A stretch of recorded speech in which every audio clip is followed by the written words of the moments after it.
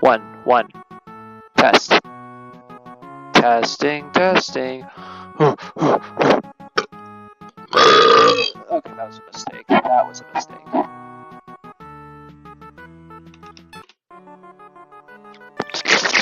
Oh my gosh. Oh, I'm like freaking breathing. Oh, this is gonna be awesome to listen to later.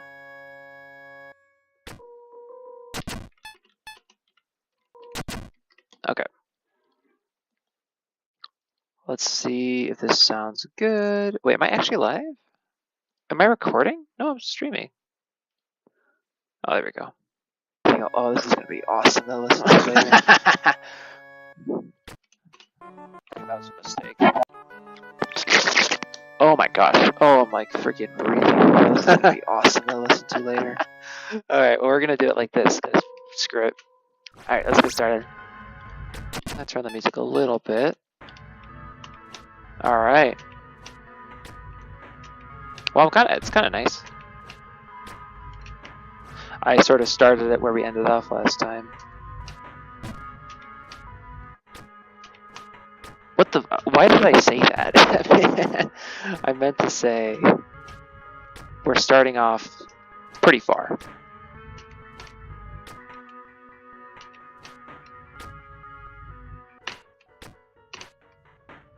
What? Wait, what? Is there something I'm missing? There might be something I'm missing.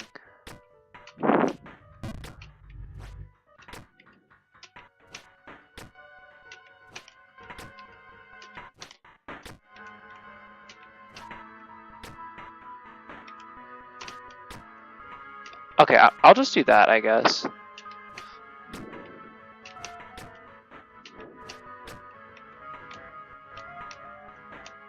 Oh, I think there's a skip I could have done here, actually, but...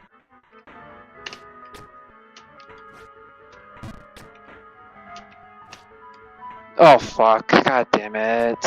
Oh, let's go. Okay, so... That's kind of the nice thing about this tower section is, Oh. Hang on. For most of the areas that you fall on, you're not really going to get screwed that bad.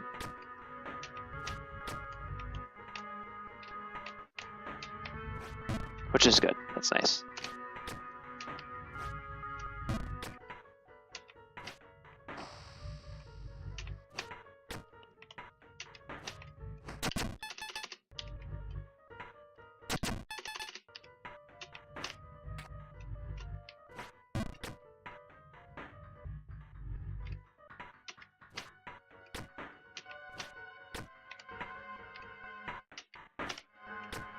Okay.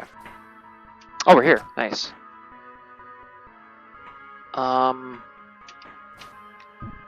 what? God. Alright. I guess I'll, keep that in mind. Dang. Man, you go so far. You really do get screwed.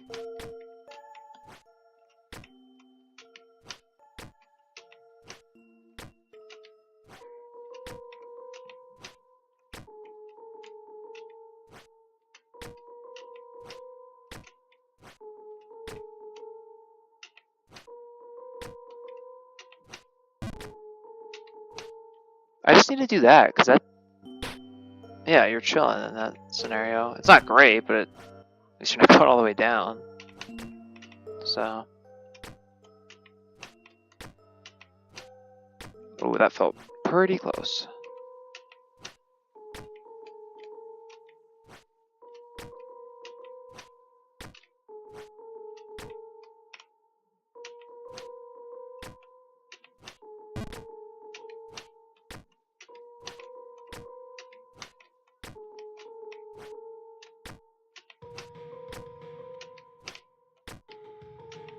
Yeah, that jump is so... The one I keep failing that same jump, it's so difficult. Not ace. I'll say that for sure. Absolutely not ace. Ace and Jocelyn. From Space and Jocelyn.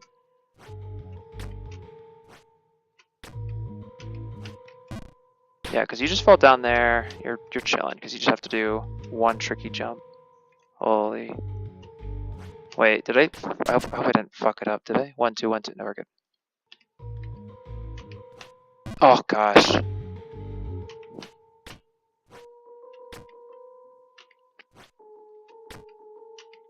There we go.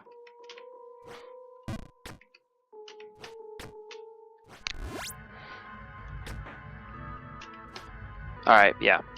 When I get there, I'm gonna try to listen for how I jumped.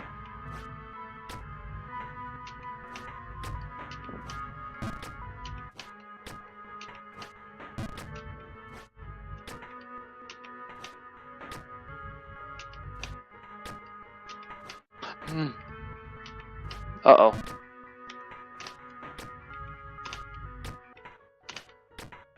Okay, that seems like the best way to do it.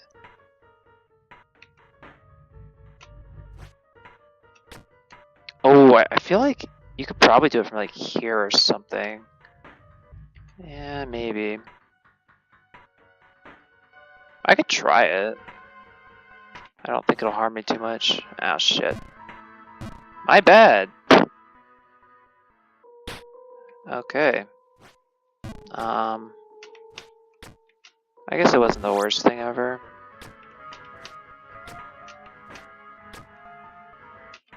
It's not. It does not. I'm not gonna do it if it's like a not full sentence or something. I was just kind of hoping it'd be a little bit easier, but oh my gosh. Oh shit. God damn it. Maybe? I think we're fine. Yeah. Okay. Good.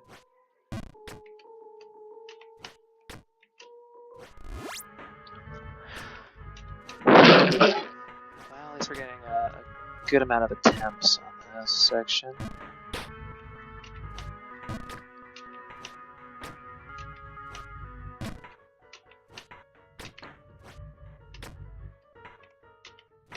Ugh, yes, sir.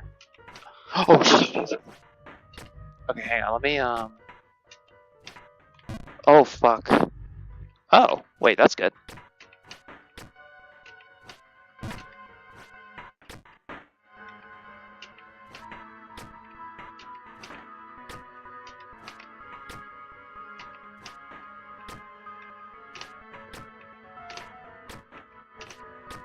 Ooh, that felt a little bit too much gusto.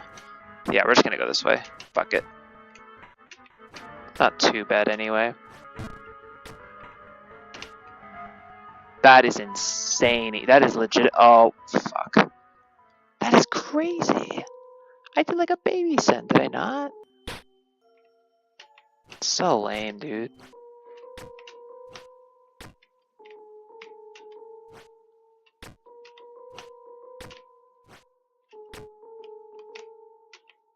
Might have to turn up.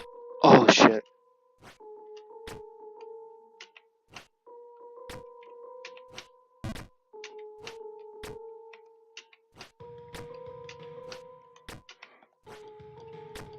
Might have to turn on the videos and stuff soon. I will. I probably will. Because this is going to be like a genuine slog.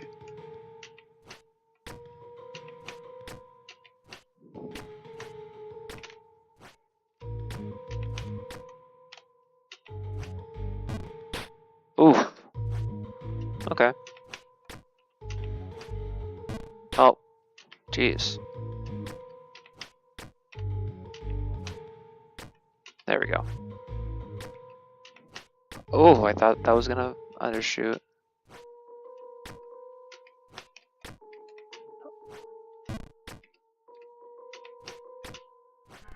Let me make sure this is working fine. Let's see, just do the right part. Ooh, okay. Yeah, oh, jeez. I'm gonna do like a epic B rage session at some point. Okay, I'm kind of curious.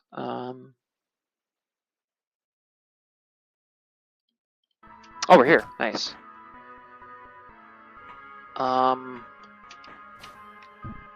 Oh, what? Oh, I didn't even realize there's ice.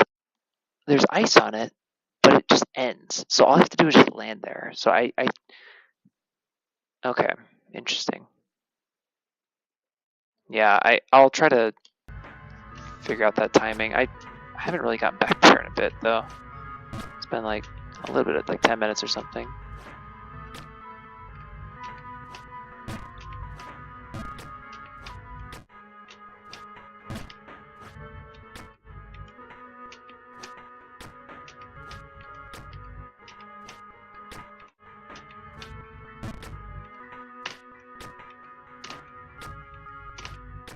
Yeah, it's so hard to tell like the difference or anything.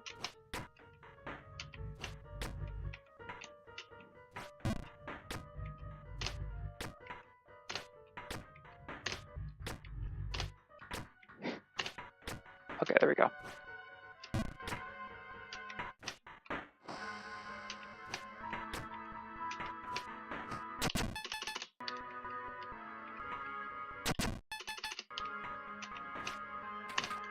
Whew.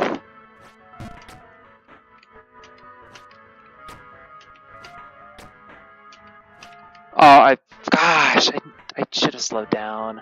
I had a feeling that was gonna happen too. That jump is not easy either. Oh, we're good. It's just so annoying because how long this is. Like you make it up there once and then nope, back down here.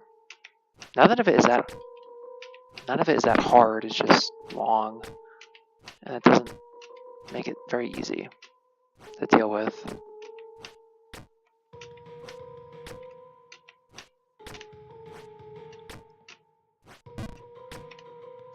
And then I just want to speed run it, and then I end up fucking it up somehow. And then it takes longer. That's no good.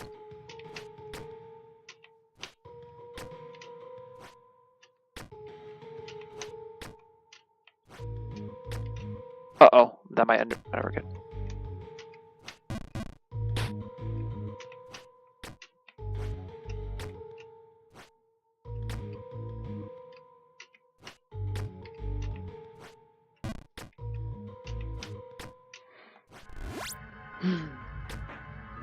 Alright, I'll try to be relatively calm and collected in this section.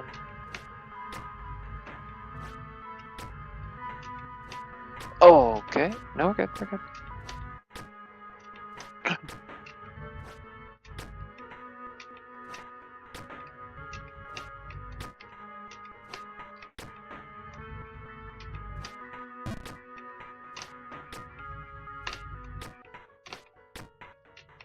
That one felt good.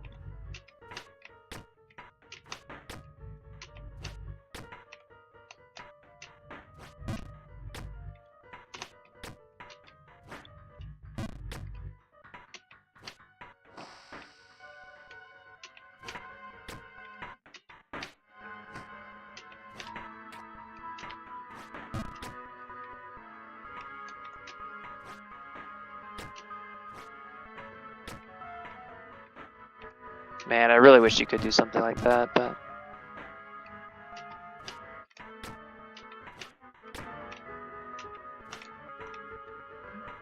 What? Oh, come on. That jump is so hard. I'm gonna have to rethink that jump, I think. Because that jump is actually just as hard as the other one, I think.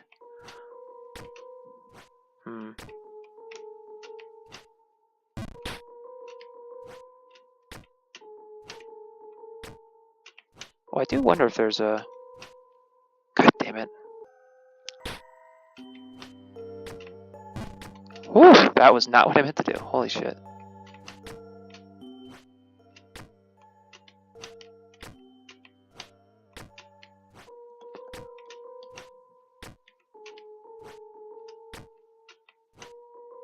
Yeah, we'll do like a couple more attempts and then I'll...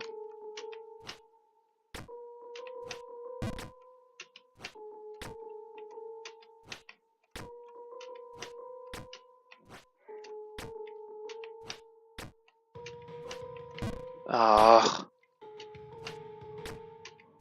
Alright, well just don't overjump it, I guess.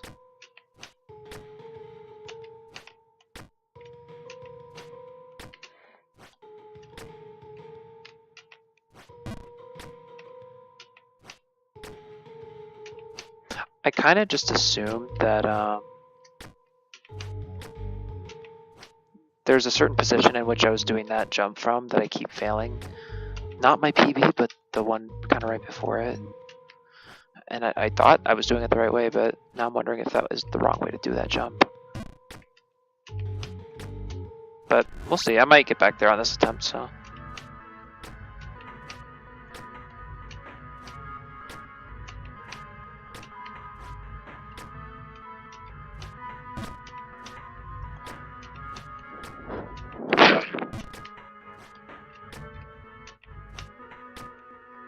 I don't know how that... Uh-oh. Oh gosh, that did not feel good, but...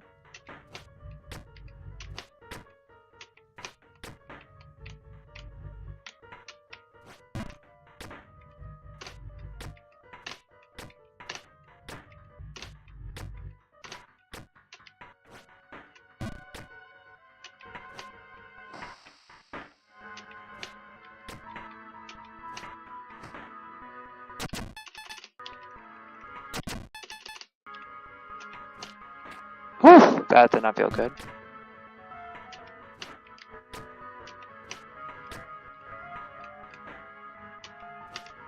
No, I did the... Okay. I said I was gonna look at the thing and I didn't because I just assumed I was gonna make it like a fucking dumbass. Okay. Chill out. Chill out. Chill out. I'm getting mauled. It's okay.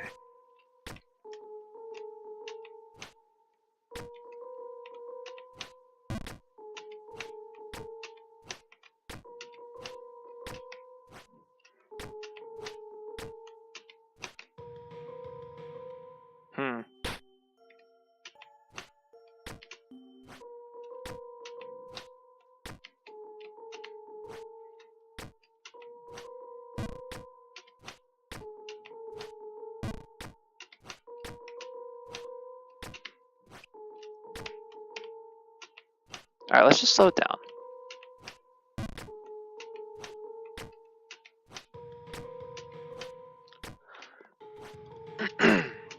Slow it down. You know what I mean?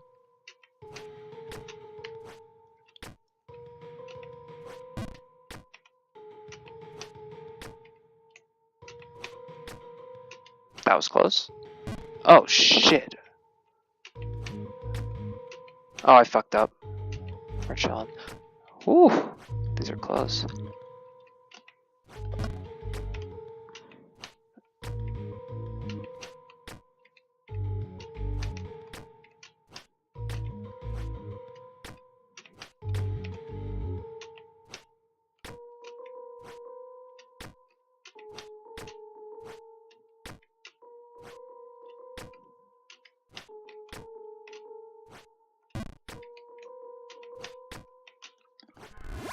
Yeah, so, okay. I'm gonna remind myself to look at how I actually do it.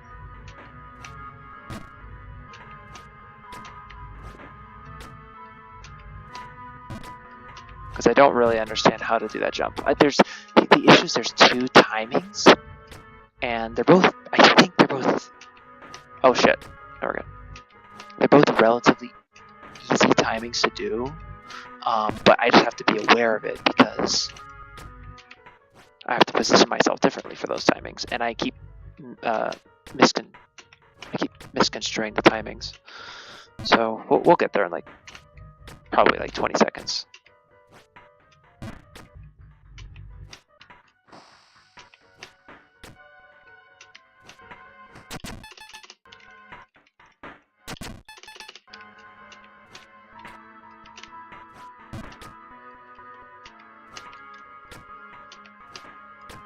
So I stand either here, or here, but it matters. Where I stand really does matter. So let me see.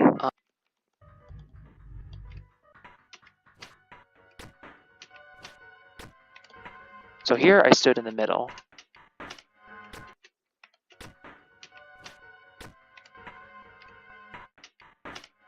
So I was like this. What? That was the exact same timing, was it not? Maybe it wasn't. It felt longer, but I think I'm going to stand from the back and do it from now on, and then just do the other timing.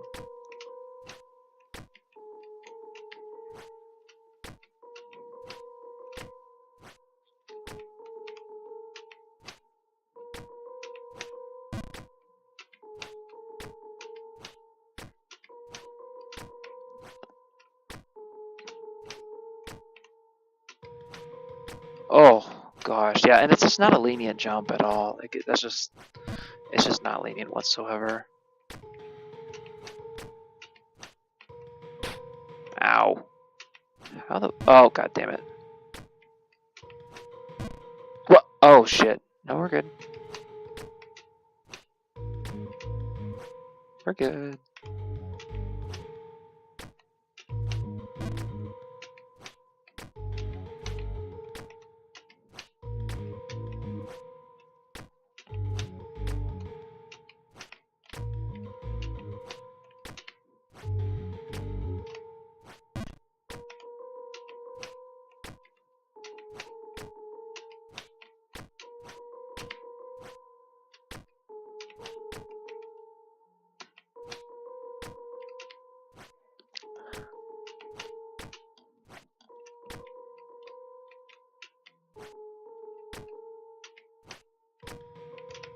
Wait, what was I gonna look up?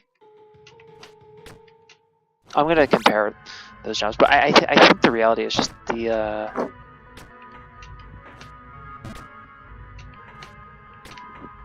doing it from the farthest, the backmost point is probably the best. I think. It's the only thing I can think of. I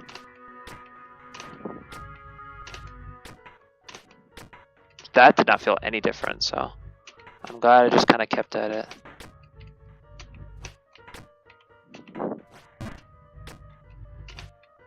See, that was just fucking homo. No. God damn it. Was it actually different? I genuinely don't know. Alright, I'm gonna... Yeah. If I fall one more time, oh, I fucked up.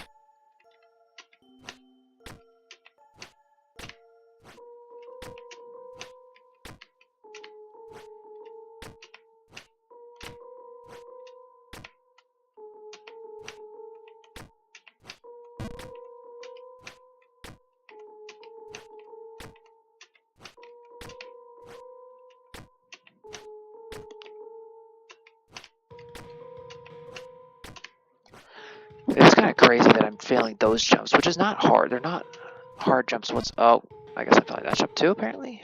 Yeah, it's a new one. Maybe I can beat it before 555? Probably not. I think the next part is even harder, unironically. I'm just guessing, but I'm assuming it is.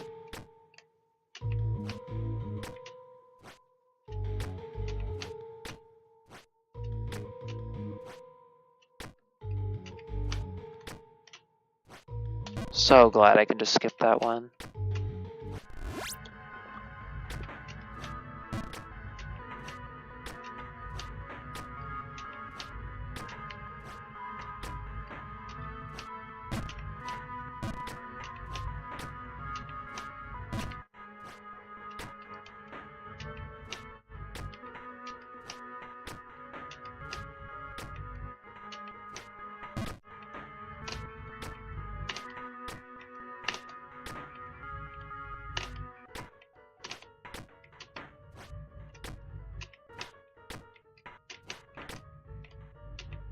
That was pretty damn close. Okay, here we go. Yeah, okay. I'm just not noticing it.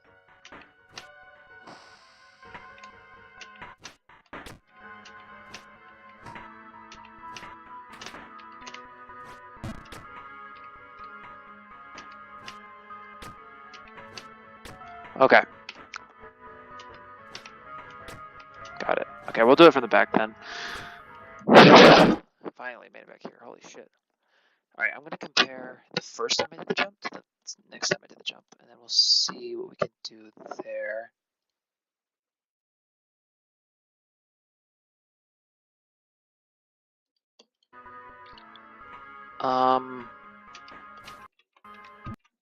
Okay, well, okay, so that's first time. Okay,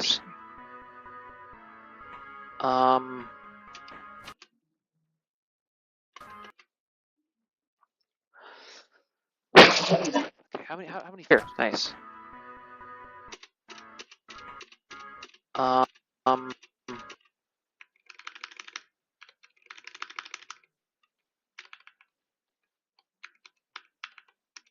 1, 2, 3, 4, 5, 6, 7, 8, 9, 10. 1, 2, 3, 4, 5, 6, 7, 8, 9, 10. 1, 2, 3, 4, 5, 6, 7, 8, 9, 31. 30? Okay, 30 frames, and then what about the next time?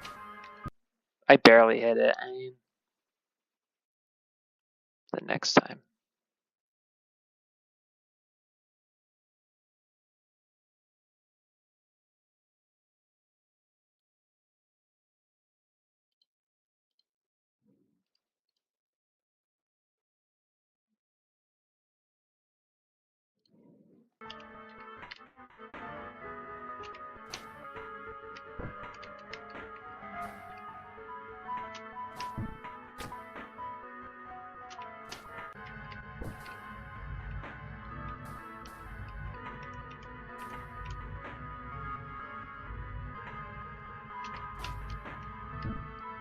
Please, please, please, please. I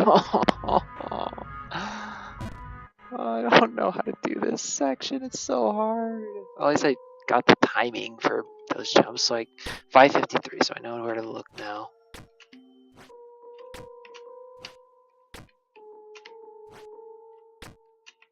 What time is it anyway? Okay. Yeah, I'm gonna play for another 40 minutes. Oh shoot. Yeah, probably for another 40 minutes or so. That's crazy that that worked.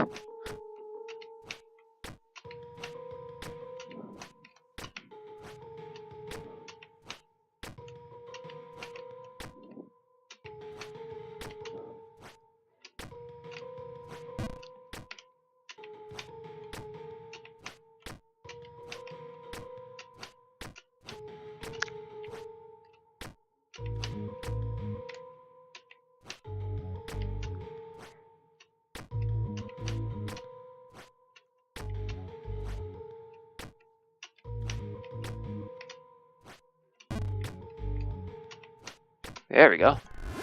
Alright, let's go. Let's do this. I might turn on some music though. I was thinking about videos. I might just do it. Some songs for now.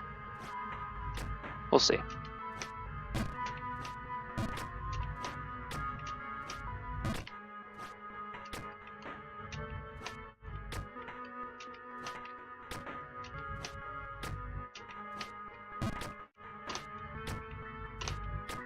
Okay, I'm gonna slow down at this point now.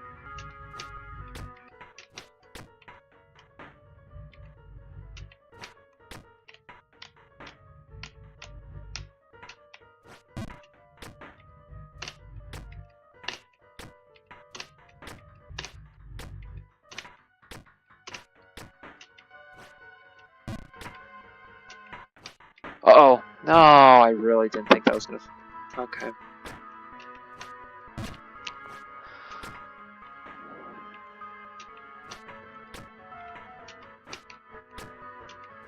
Ay, ay, yeah, way.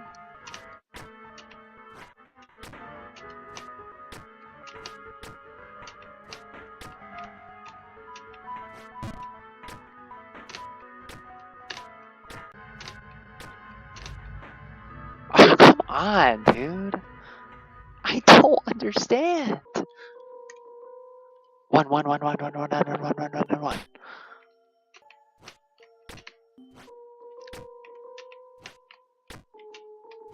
That's not enough, fucker.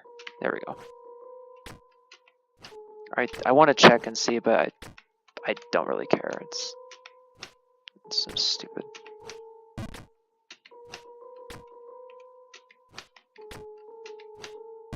Gosh. Oh, that's crazy that let me survive. Oh, fuck.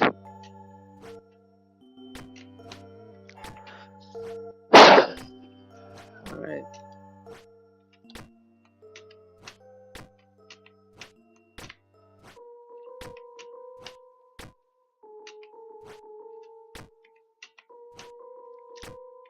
Jeez. That was close.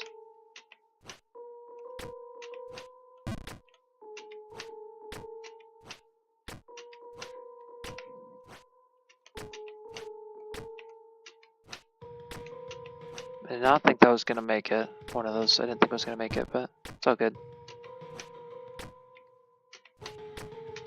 Oh, I fucked up. I was going way too fast.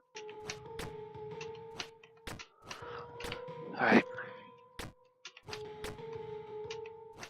That's not gonna make it. Oh, it did. I was just so far to the left, I guess.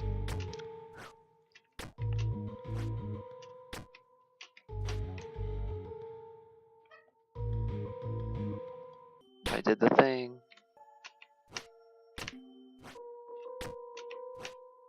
Oh shit, that's... Oh fuck, I didn't...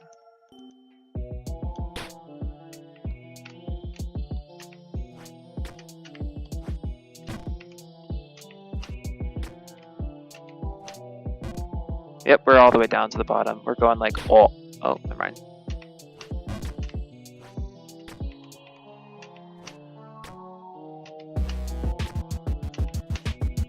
Nope, that's going... Oh, never mind, we're chilling.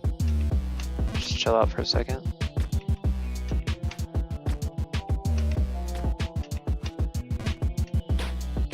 Is that more?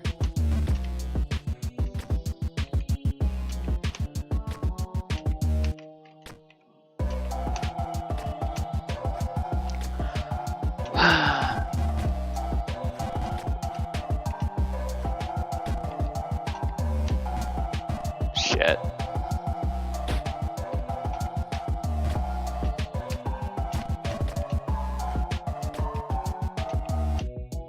No, that's fine.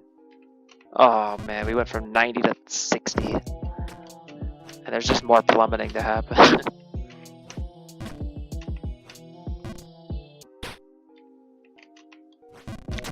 Alright, yeah, Oh my.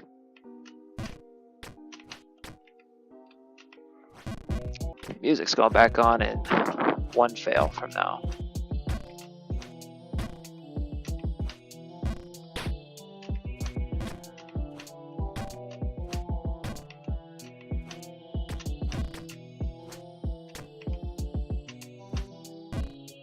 Yeah, you just need to do that every time. And then you're chilling. Fuck, man. I really was hoping I could not have to do this shit again, but whatever.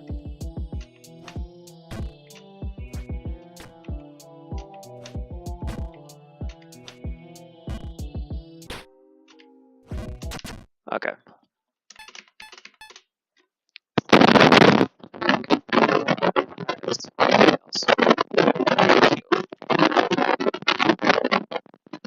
What's going on YouTube? Anything fun? We swap the play every minute.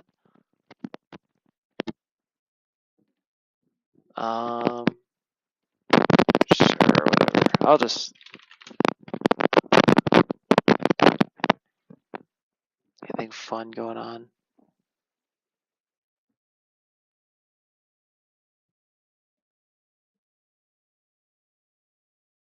Oh, I'll listen to this. Talking about the PR thing. Alright, yeah, fuck yeah. This will be fun.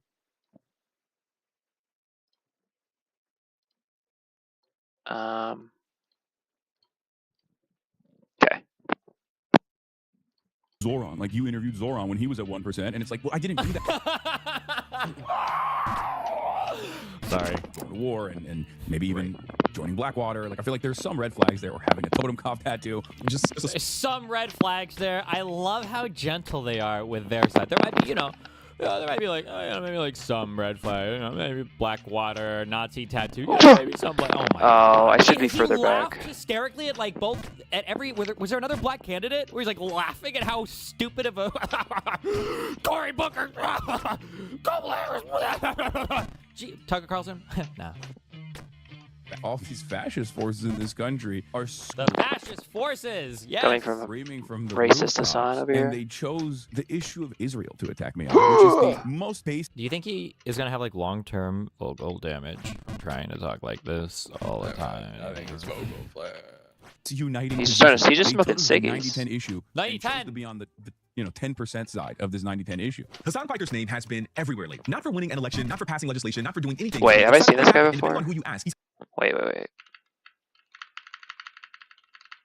Have I seen this guy before?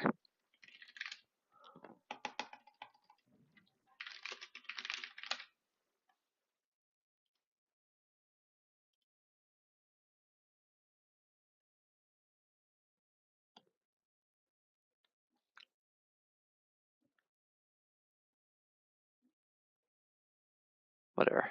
on who you ask. He's either one of the most dangerous voices in American politics or one of the most honest. Hassan is among one of the biggest voices on the American left. His megaphone is a Twitch stream where he spends about 8 hours a day, 7 days a week, breaking down political news to an audience that skews young and male. And if you listen to him long enough, you can see why. He's blunt, if not crass. He toes the line between relatable and aspirational. Was this He's the another event front of piece? Aspirational. Of course, he's controversial. This is a He has no this is an aspirations, extremist. little This is bro. an advocate for terrorism. Which is why some factions of the Democratic Party have been beefing with him for the last few weeks, pointing to off-color comments he's made over the years. I sat down with Hassan Piker to talk about exactly Off-color? that. We talked about why Fox News can't stop Coming covering from a him, black the guy. ideological battles inside the Just Democratic kidding. Party, what he really thinks about Israel, and what, if anything, the Democrats could do. What does he really think? Finally, the truth. What does he really think about Israel? Thank God. No! I've been dying to know. To earn his vote in 2028. This is my chat with Hassan Piker. Enjoy. Hassan Piker, thank you so much for making Oh, it's just this. an Thank you for interview. having me. This is exciting. I'm a big fan of your work. Oh, thank you. Very excited to be on. Thank you, man. Thank you. I really- Jesus Christ. Do you think He's timing going his interviews like, crazy. I'm going to wake up at 8:57 a.m. So I'm ready for my interview at 9. He really does Oh my sound like God. he's I tryharding appreciate it. that. Well, I guess this is an interesting way to start, which is that you talk a lot, man. Like respectfully, right? You talk. It's the job. You know what But you did. I wonder, what do you think has contributed the most to your kind of current position in the national media spotlight? If I were to kind of give you a few options, I think obviously out of context, clip economy, is an option No. here. Maybe you talk about Israel and Palestine and progressive things. That's and conservative basically it. things. He doesn't What talk would you about say that, has kind of but put you at the it's all center good. of the discourse? I mean, it's hard to figure out exactly what is the highest offense because I have an anti-imperialist framework. I'm socialist. These are not exactly ideas that a lot of people are fond of hearing, especially back Oh, mainstream institutions. shit. And then my position on Israel, of course, is also very frustrating for a lot of people. Of course. But I would say that the fact that I speak on a contentious format that is very interactive on polarizing issues from a perspective that is of the left, a perspective So that many cool. Americans are either unfamiliar with or Let's taught to be go. antagonistic towards,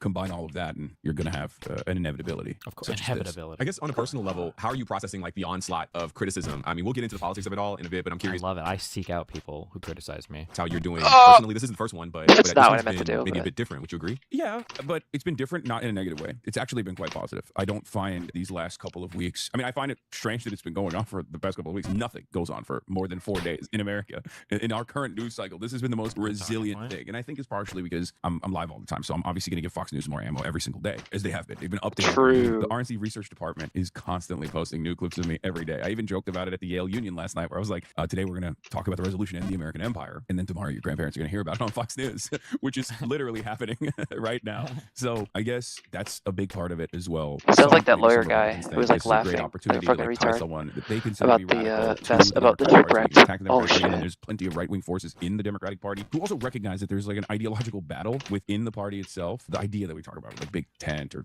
who's in the tent and whatnot, all this stuff actually is a pretty basic spiritual fight that the God. Democrats have conducted, and the centrists have successfully defeated the left flank over and over again. Oh, recently. wonderful. That's the heart of it. Could you name that spiritual fight? Like, what are the two sides of that fight? Yeah, I mean, we saw probably the most visible version of this in 2016. It was Bernie Sanders versus Hillary Clinton. Hillary Clinton was an establishment Democrat, very right-wing on many issues that pertain to the economy, right? Definitely socially progressive, but has switched that around as well. Much more malleable to right-wing forces, not coming at the issue from a place of consistent moral principles, but more so just like focus testing. The type of person that you think of when you say establishment, the type of person that you think of when you think about someone who's a spokesperson for a bank. And then on the other side, you had Bernie Sanders. Love him or hate him, he's honest, right? Like, this is what he believes. He's been fighting for the same exact battle for 80 plus years. He was earnest, sometimes too stubborn, sometimes came across as like a curmudgeon. For 80 plus years?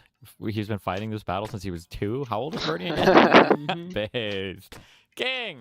Love this guy. It's authentically him. And of course, ideologically, he's on the left, pro-worker, pro-labor unions, Medicare for all, free college education, things like that. I mean, these were identifiable policies that people associate with him. Bernie Sanders was able to unite a lot of people, but more importantly, he was able to offer the language and maybe even begin the political journey for a lot of people. I mean, even including people like Zoran Mamdani. No! Bernie Sanders is what caused him to realize, like, oh, maybe I'm a democratic socialist. That was pretty big for the DSA. It was pretty big for, I think. How many times do you think Hassan will bring up he talks to Zoran? I talked to Mamdani. I'm getting the Abdul guy elected. I'm sorry. I know Bernie. Western AOC. left, to a certain degree, definitely huge for the American left movement. And now we're seeing the fruits of that decade later. I want to come back to the policy stuff in a bit, but I do want to hold on you here for another kind of beat. It feels like maybe there's an effort to cancel you, but I don't know how you're perceiving that. Do you feel, do you think there's an effort to cancel you, to deplatform you? And if so, what? Cancellation, I don't think is real.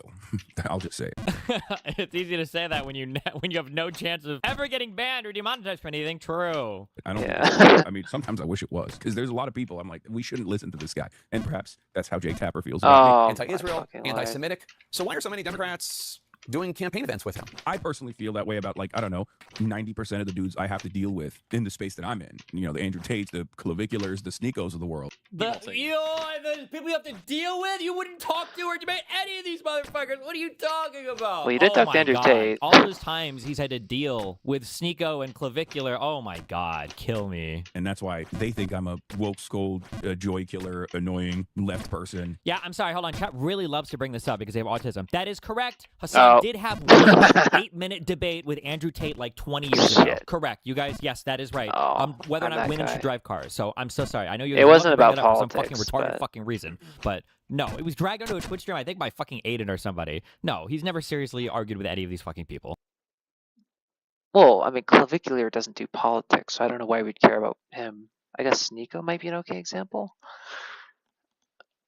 Didn't he debate? I thought he debated Sneeko. Or am I thinking of someone else? Am I thinking of, like, Willie Mack or something?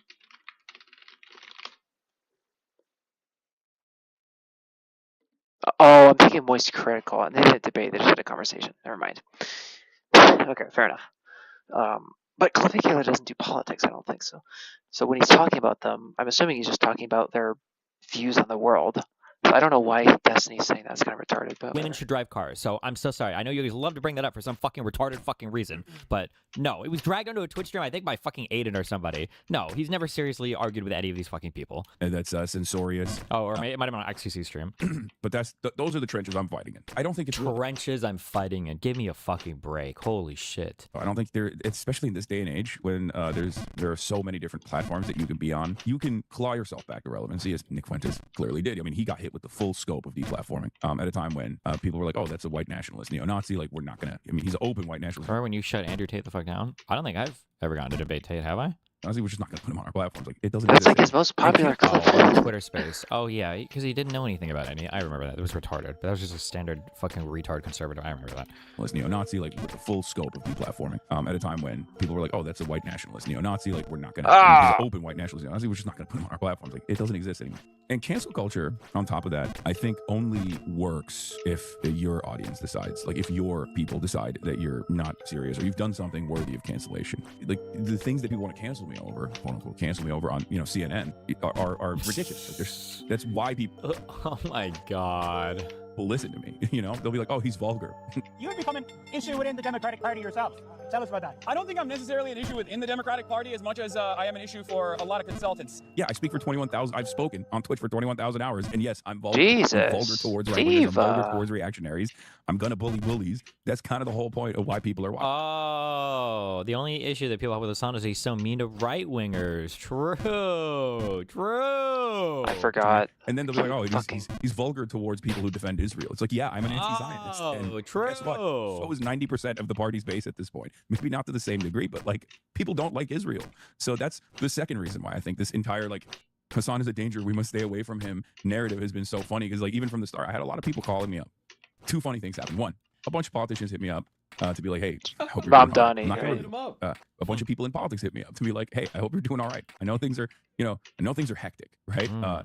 Cesar and It's Sam. never great to be on the receiving end of this like barrage of hate. And I was like, I'm chill, like I'm cool. Oh, And they were, what do you God. mean? I was like, Man, this he's is- so Active, freaking dude. this is- sick. these guys don't Cool as a understand. This is cucumber. a marketing campaign, pretty much. You got Fox News and corporate Democrats, APAC, ADL, Third Way, all of my enemies.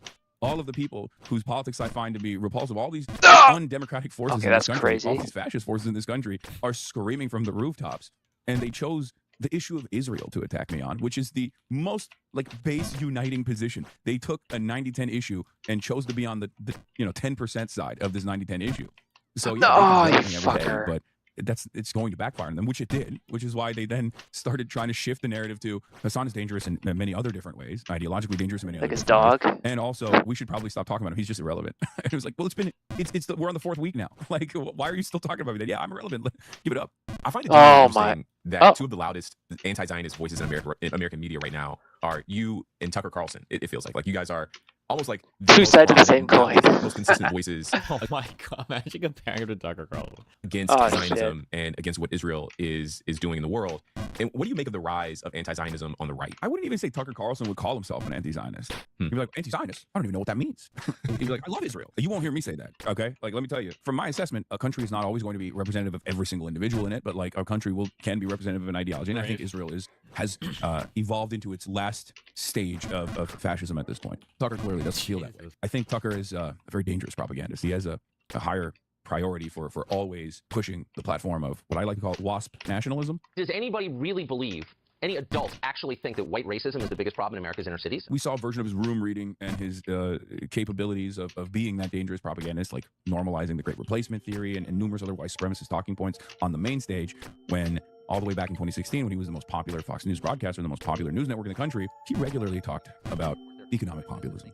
He would talk about workers' rights. Today it's McDonald's employees, tomorrow it will be millions of truck and taxi drivers with self-driving cars. Eventually it will be lawyers and physicians and so on. Will it ever be newspaper columnists and cable news anchors? We're praying not. And then he would associate that agenda with legacy Americans, where what his version of making white nationalism more palatable. Instead of saying like white Americans, he would say legacy Americans, because he can't say Native Americans, obviously. He's doing that with Israel, I think. That's my assessment. I can't know what's in his heart, because sometimes he will say things or he will do certain things. Like when he went to the Palestinian Children's Hospital in Qatar, I was like, I think maybe this might have changed him a little bit. Like he might be sincere in his advocacy on that issue sometimes, but I still see him as a dangerous propagandist. For a repulsive, very toxic ideology that's ironically not dissimilar to the one demonstrated in Israel through Zionism. It's just there's a different in-group and a different out-group.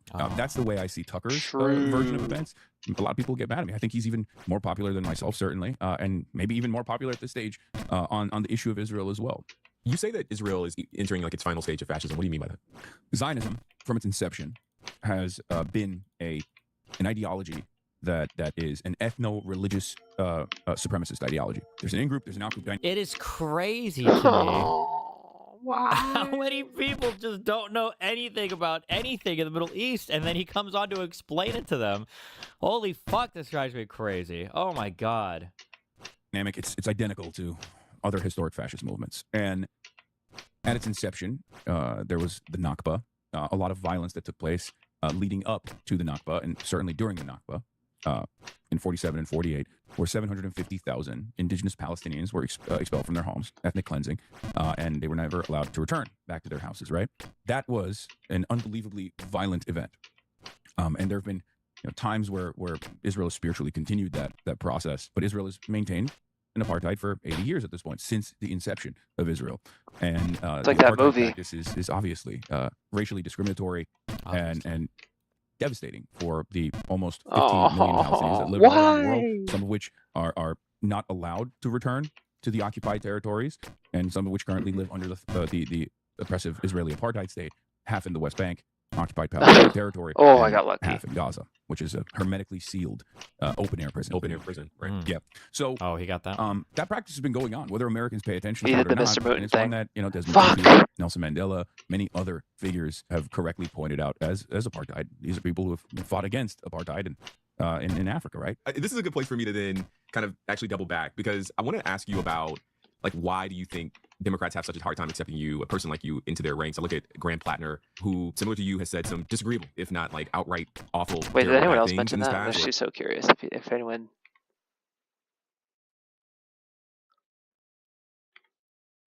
No. Okay. Am I the only one that notices that fucking Moten does that? It's so goddamn annoying. Alright. Fuck you. Alright, we're gonna make some progress. Who, similar to you, has said some disagreeable, if not like outright awful, terrible, bad things in this past, or Jeff Duncan, who championed like legitimately awful policy in Georgia. And it appears that there's room for those people. Obviously, everyone's talking about Liz Cheney on the campaign trail with Vice President Kamala Harris. So there's space for those folks, but why not a person like you? For some Democrats. Because he's Well, black. a couple things. I'm First of just all, kidding. I think a lot of the people who hate me also hate Graham Plattner. So there are a lot of Democrats who also are like, don't vote for Graham Plattner. And even then, I feel like I don't have the same past as Graham Plattner. I mean, not his like Reddit posts. I don't care about that stuff. But I'm talking about like his experience, going to war and maybe even joining Blackwater. Like I feel like there's some red flags there, or having a totem cop tattoo. Just There's some red flags there. I love how gentle they are with their side. There might be, there might be like, maybe like some red flag, maybe Blackwater, Nazi tattoo, maybe some black. Oh my God. Small red flag. there's stuff that I have also personally been like, that's an insane thing. I can't believe nobody stopped that or called you out for having a Nazi tattoo on your chest. But like, I actually do find Graham Plattner to be one of the most interesting candidates. And he is, again, another Bernie-crat. And I obviously have some sympathies for that. And I think he is the perfect guy to prove something that we've been saying for many, many years, which is that you can actually take a red state Republican senator or purple state with left populism, and he's the proof, which is, I think, the real reason why a lot of people get mad at Graham Plattner. Because if Graham Plattner had that background as a machine gunner, had the totem cuff tattoo on his chest, that jump is so and fucking was hard. talking about sensible policy around healthcare. Let's talk about affordability. Let's not talk about free healthcare. If he was like, saying, I will never take AIPAC funding, but Israel is our most valuable ally, not a single one of these Democratic Party consultants that have been freaking out about him would say a damn thing. Okay? They wouldn't. Same thing goes for me. The reason why a lot of people are yelling at me on the Democratic Party side is because of what I represent. They don't want to hear from people like me. They don't want to hear that people like me have a big audience. They don't want to hear that people like me are representative of large forces in the party. They don't want to hear that at all. They want to live in an echo chamber, live in a totally separate reality where Americans will forget about Israel. They won't talk about our relationship with this country. They won't talk about genocide, and they'll just vote for the Democrats for harm reduction reasons, right? It's very clear that that's what they wanted to do in 2024. It failed. I mean, you saw me at the DNC. I was running around telling them, "Don't do this. You're gonna lose. Like this is terrifying. You guys are celebrating for no reason. Like you're doing end zone dances, but it's not a guarantee at all." And by the final day of the DNC, when I heard Kamala Harris's speech, after I'd already gotten my press credentials revoked as well for some of the things that I was saying about the DNC. Not having a Palestinian speaker, I heard Kamala Harris say, I'm going to oversee the most lethal military. I was like, this is so bad. Oh my God, dude. This single quote, they obsess over it. It's over. Like, this is going to be devastating. And it turned out to be true. Democrats want to go back to business as usual politics, where they don't have to be responsive, where they don't have to change their methods. Damn it. Because they want to keep we're collecting good. corporate donations. They don't want to do their jobs. They don't want to actually represent their constituents. They just want to be the marginally better alternative to the growth of fascism in this country. In a way, I think there's this sense out there that you are so against Democrats. So like, why do you even make an effort? Why do you even caucus with these folks? True. Why are you trying to help certain Democrats get elected? Why not go out and do something totally different? That's kind of a Twitter kind of conversation, kind of criticism that I see of you. What's your response to that? Well, you gotta go where the base is. In the United States of America, the overwhelming social base are they're self-identifying liberals. They might not actually be liberals when you dial in and figure out exactly the things that they would advocate for, the things that they would believe. I obviously, my perspective, it comes from a Marxist tradition. I see things from a class perspective, or at least a class-first perspective. Although there are certainly other elements, especially in American politics, that are very relevant, like race. Whether I like to admit it or not, most Americans are liberal. They self-identify as liberal, and this even includes Republicans as well. You have to talk to people with the language they understand if you want to mobilize them, if you want to make them a more productive social force, a force for change. And the Democratic Party is a much closer vehicle or a much closer agent for that change even if it will never be a workers' party. It reminds me of something that Angela Davis said during the 2024 election, which was that, electing Kamala Harris would allow for more radical kind of organizing in the future. It's kind of the argument that she made for voting for Kamala Harris. Shit. And you said something that I want to kind of hold on. Because Fuck, out of all the dude. things that, you've kind of faced criticism for, the things that you've said, in my kind of corner of the internet, there are a couple of clips going around. I'm on the black corner of the internet, and a couple of clips are going around. Layups, remember, layups. All the reason why you get to do interviews like this is because you're going to get the most sanitized, most cucked out version of criticisms that anybody's ever made of you, and then the person will present them in the gentlest way possible. They might even suggest, they'll try to downplay them. So earlier, when you brought up like, well, here's some criticisms I've heard of you, Twitter criticisms, they give you the softest, most sanitized version of this, almost like a vaccine, to let you deal with it in this platform to say that you've already addressed it, and then your answers to these criticisms can be amplified and spread out further.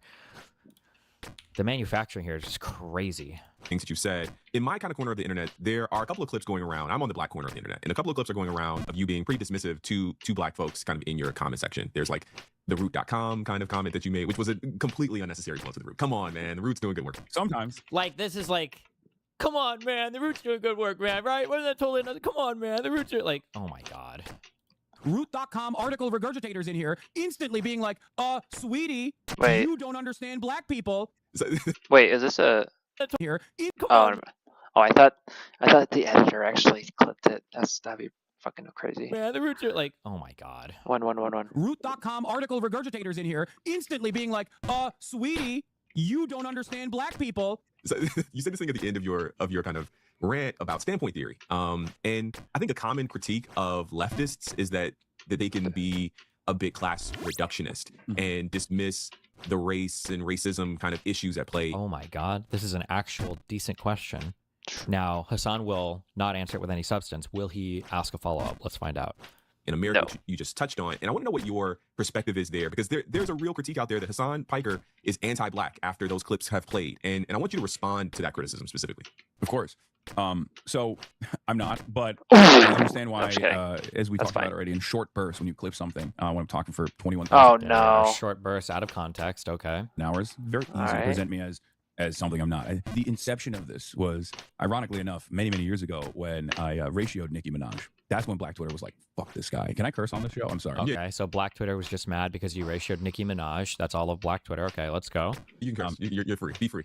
Nicki Minaj famously talked about her cousin's balls. Yeah. And we're going to poison the well on Nicki Minaj so that we can make our anti-black response to Nicki Minaj justified. Okay. Cunt. I tweeted something back and I was like, the world is awaiting your scientific contributions, something like that. And I ratioed her and I got the attention of the Barbs. And back then, they were a much more powerful force. Now the Barbs are in shambles. I feel like finally, as she totally leaned into the Trump administration and is doing whatever she's doing now, that discourse is now over. But at the time, the Barbs were very mad at me because I was in the process of replying to her about her allegiance with Tucker Carlson, being like, Nicki Minaj, like, Tucker Carlson's a white supremacist. Like, what are you doing?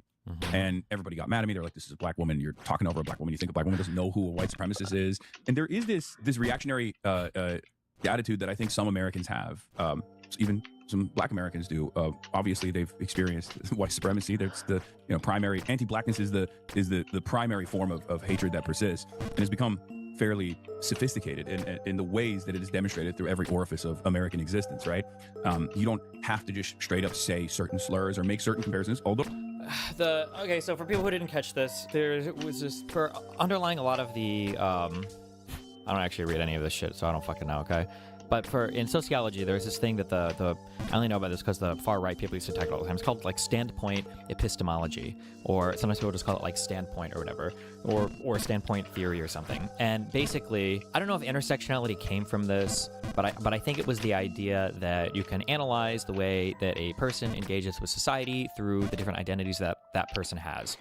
And what a lot of people on the far right would argue about it is that, like, oh, well, standpoint epistemology means that you can say 1 + 1 = 3 if you're black. Haha. Like, that would be the way they would kind of dismiss it. So the host here brought up this question because Hassan was dismissing standpoint. The reason why Hassan doesn't like it is because Hassan wants to only analyze things through class. That's it. Because it's the one thing where he can be a proletariat and none of the other identities matter, right? But he's not speaking to that at all. I don't know if the host even knows what question he asked, or if somebody writes the question for him, or if he's going to let Hassan get away with not answering the question. But that was why he was asking, like, oh, well, you were very dismissive of standpoint. Like, what's the reason why? But I don't know. We'll see. Oh, Trump will do it every now and then, like with the Barack and Michelle Obama AI video, while still being able to get that message across that you are anti-black, right? Urban style individuals, the utilization of terms like thug, or even as Lee Atwater famously said, welfare, attacking certain policies in an effort to attack black people without ever mentioning black people whatsoever. So these two issues are directly aligned with one another, because anti-blackness, while the identification of it is on racial boundaries,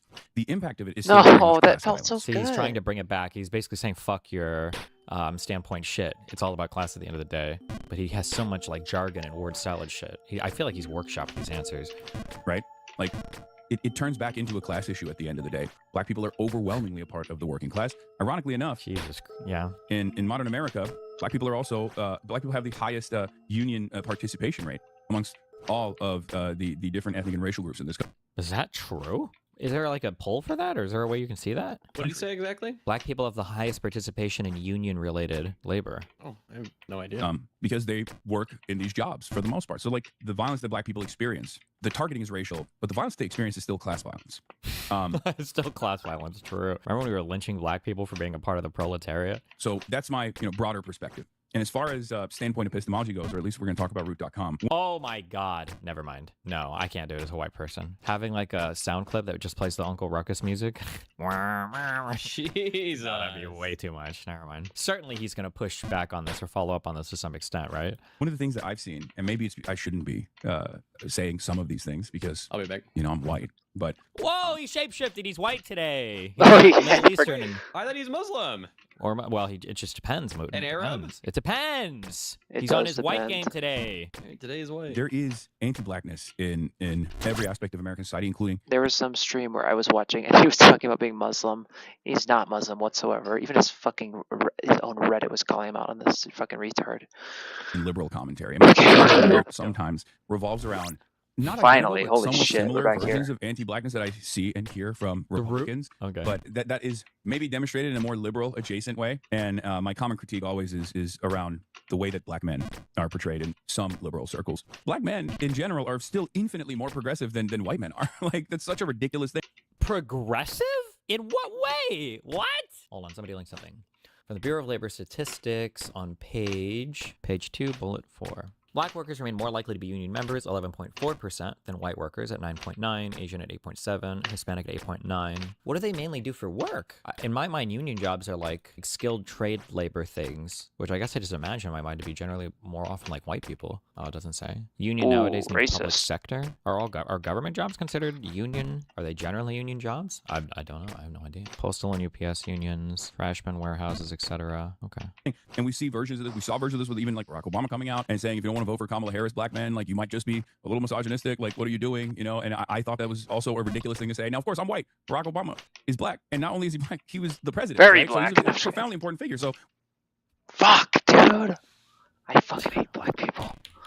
and my common critique always is around the way that black men are portrayed in some liberal circles. Black men in general are still infinitely more progressive than white men are. Like, that's such a ridiculous thing. And we see versions of this. We saw versions of this with even like Barack Obama coming out and saying, if you don't want to vote for Kamala Harris, black men, like, you might just be a little misogynistic. Like, what are you doing? And I thought that was also a ridiculous thing to say. Now, of course, I'm white. Barack Obama is black. And not only is he black, he was the president, right? So he's a profoundly important figure. So when I say something like that, I think people hear that and go, you're way too confident, white boy, right? You shouldn't be saying things like that. So there Oh, have been white boy. instances like that where, my advocacy or the things that I talk about will rub people the wrong way. I understand that. I think people who watch your stream, they'll see folks like Olay or FD Signifier and others on your stream and kind of can see that there's something more nuanced happening here. I'll say is what And the layup.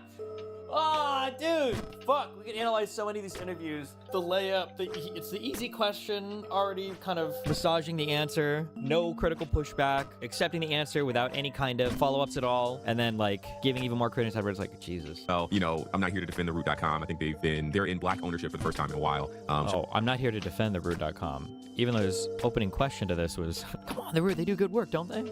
Shout out to Ashley Allison. I want to do something fun because we're kind of coming to a close here. And so I want to play a little bit of a game with give you Oh, Hassan, a your game. game. I'll tell you the game. I'm gonna Love give you games. a bit of a rapid fire. 2028 Finally. candidates. Okay. All right, let's do it. I'm gonna give you a name, and you'll say yes or no. Like we'll go down the Yes list. or no. All right. Yeah. All right. Here we go.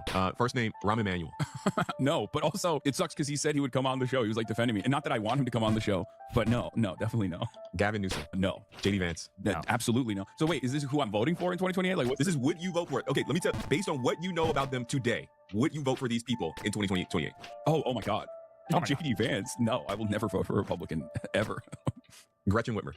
Maybe. Now we're getting into more comfortable waters. She's too anti-Medicare for all. There you go. She's like, Yeah. All of these people that they're pretending to like because they're popular, I'll eat every horrible solid in my house. I will eat my sink, my fridge, or whatever. If somebody like Hassan would support somebody like Ossoff running for president, it'll never happen. Unless Ossoff literally joins like the fucking Jewish Voices for Peace or whatever the fuck, then it'll never, ever, ever happen. she's linked to the private healthcare industry, but better than others. Definitely more responsive as a governor. But I'm 50-50. All right. AOC. Yes. Tucker Carlson. No. Cory Booker. No.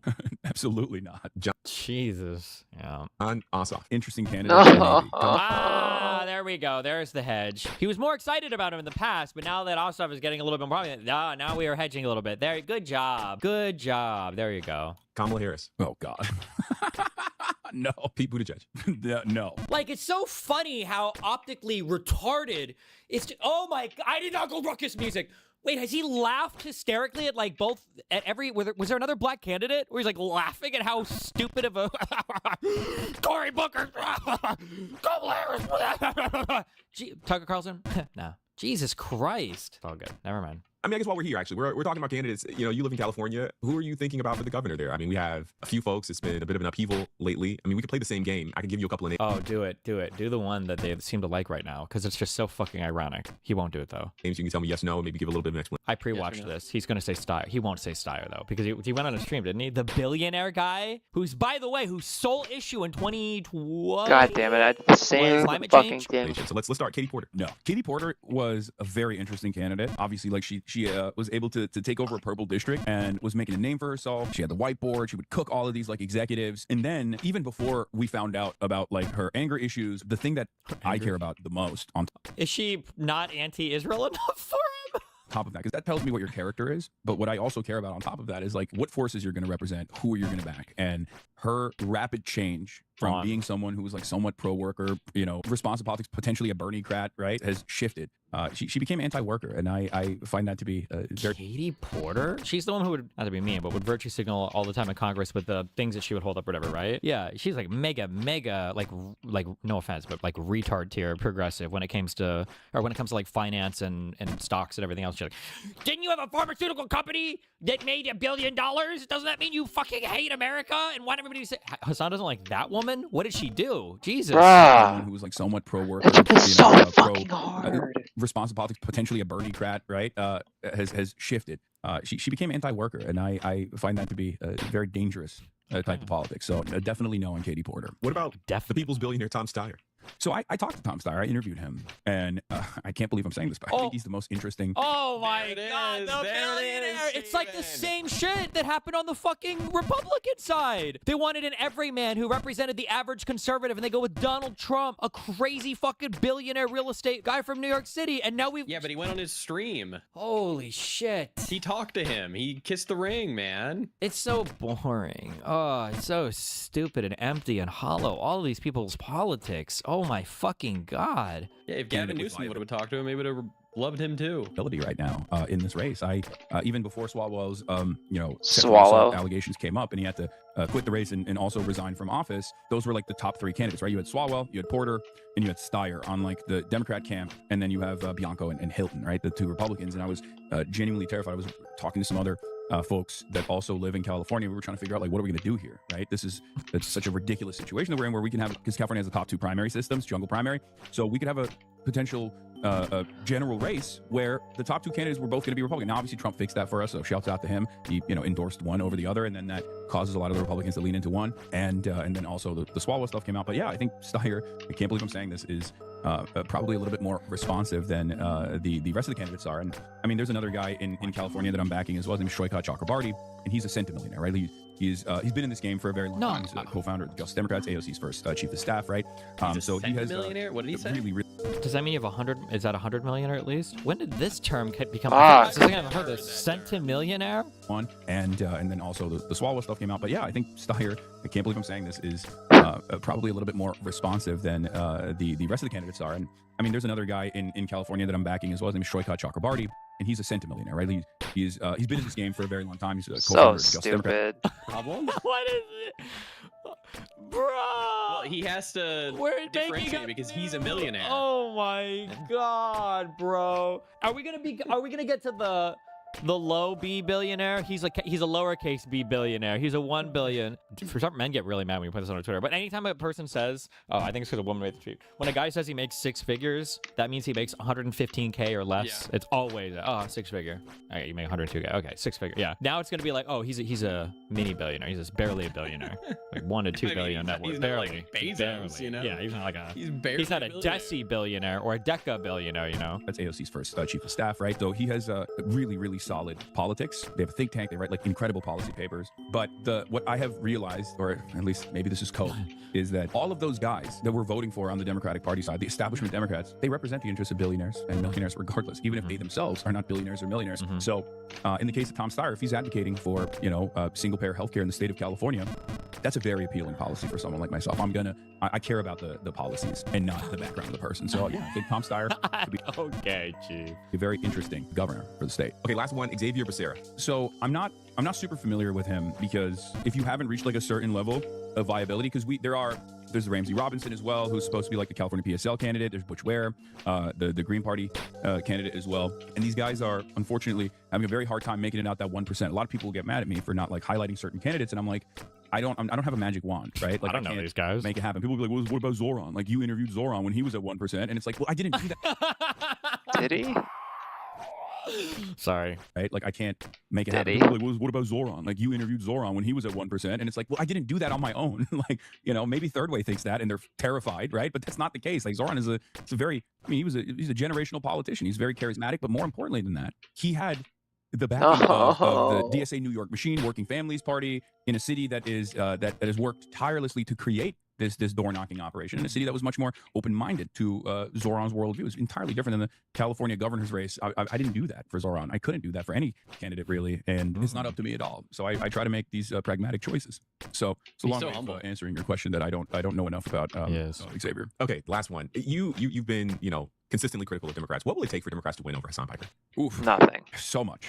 I think they have to earn the trust of not only people like myself, but just of the American people. They have to become a party that truly represents the interests of the masses, truly represents the interests of the working class.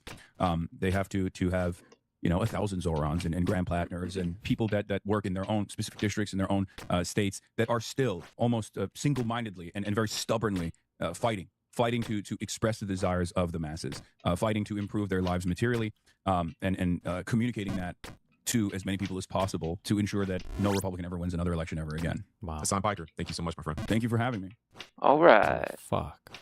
That's Cool. his friend, Steven. Don't be mean. All right. Well, I'll do this attempt without any sound.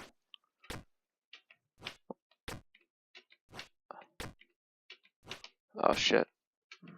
That's good. That's good.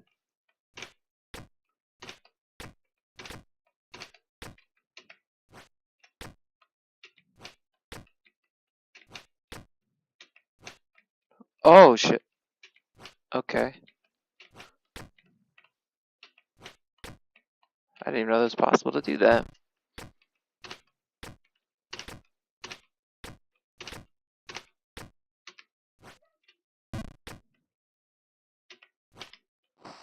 Oh gosh, I didn't think that was gonna work.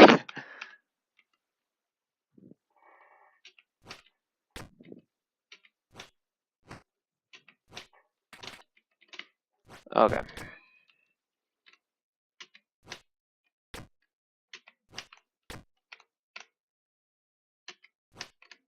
Like I don't understand. I don't understand that fucking jump. It was so hard. All right, let's find another video. Fuck me. If you're up for it, I want to talk about an actual. Okay, let's do this one, I guess.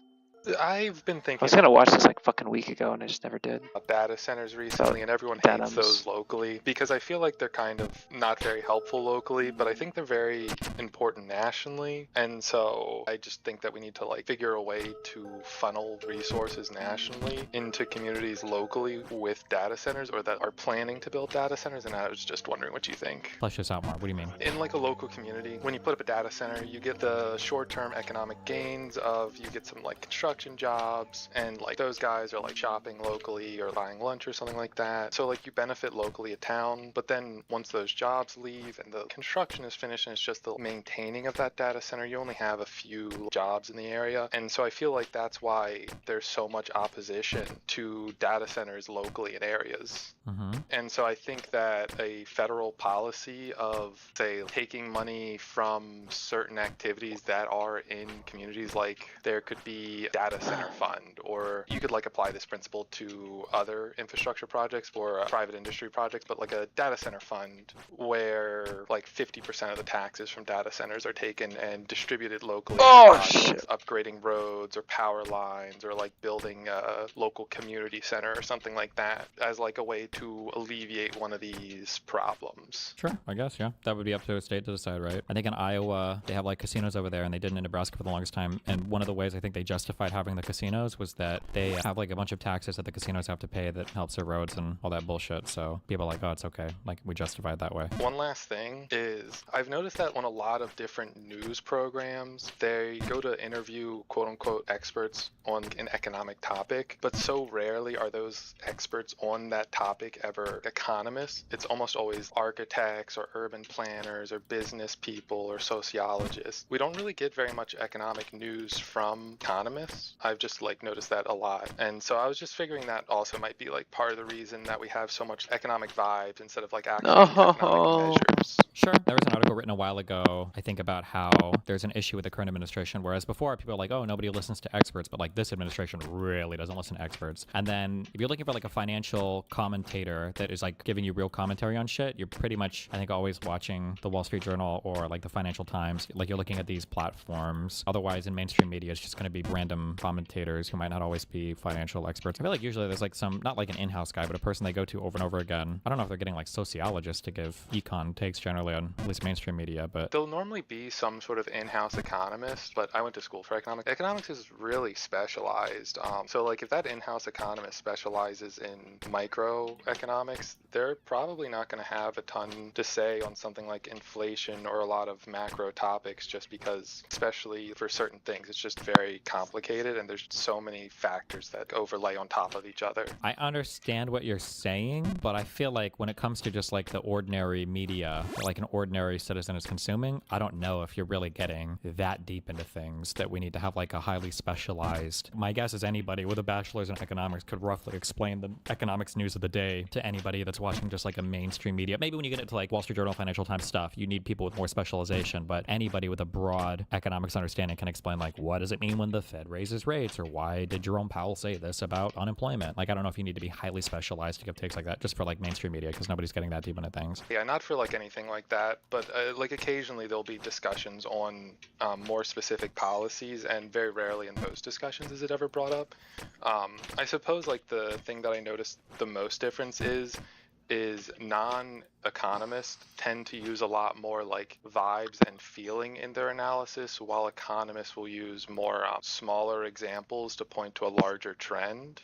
Sure. Yeah, I didn't really have very much. Okay. I wanted to chat with you about neoliberalism and kind of liberal international relations theory. I guess my main question is, do you think neoliberalism truly kind of creates an environment in the international system that leads to like a more peaceful state of affairs? Or would you, I assume you would agree with that? I guess. I don't know exactly how we're defining neoliberalism, but sure. Like, just yeah, like broadly speaking, like open trade and generally like supportive of like Western Yeah. democracy governments and stuff like that. Or I would disagree with that. And I'm going to use two examples here. here. One being Russia and two being Syria. So for Russia, after the chaos of the Yeltsin years in the 90s, Russia kind of closened itself with the West when Putin came into power, and there was the LNG deals, and there was a lot of trading of basically funds exiting countries like Germany and other countries in Central Europe and going to Russia, and Russia in exchange like giving them lots of like hydrocarbons and natural gas, which basically powered German industry. And a lot of liberal IR theorists at the time, Fukuyama may have written something about that, but also people like Michael Doyle and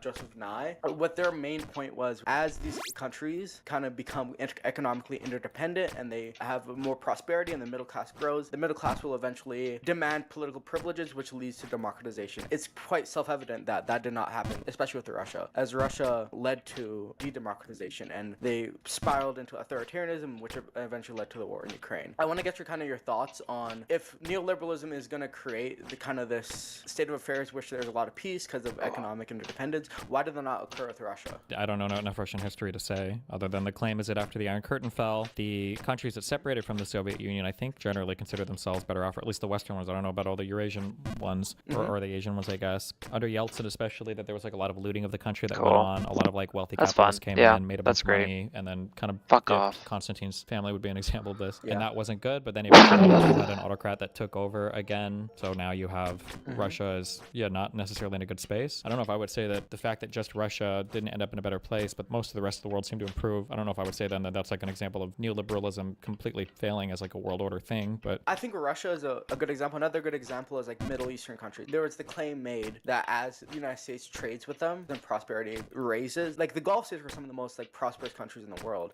yet they don't have any democratization. They still have heavy like Islamization. They still have very entrenched Islamic forms of government. I feel like this has been tried and tested, but I don't really see why. The question would be whether or not the Gulf states are doing better now than they were before, but the liberalization of the Gulf states I don't think is a thing that the United States necessarily wants, because the monarchs that are there are loyal to the US, right? So we wouldn't necessarily push for them to have any kind of democratization, no? That's true, but I think there's a disconnect between kind of the ruling political elites and kind of the academics who would advocate for that principle that as the Gulf states kind of trade with the US, they're going to eventually liberalize. Even some of the ruling elites, I would kind of push back against that. Even some of the ruling elites would prefer and would argue that if the United States continues on this path, the Gulf states will eventually liberalize. It's not evident that they're even going into like a liberal direction. I think haven't they gotten a little bit better? Like their rights for like their no? Hasn't Saudi Arabia like been slowly rolling out? I thought it was a big deal like 5 years ago that their women could drive or whatever. You don't think they're a little bit more liberal with their approach to society today than they were 10 or 20 years ago? Not in any meaningful amount. It's still very autocratic. And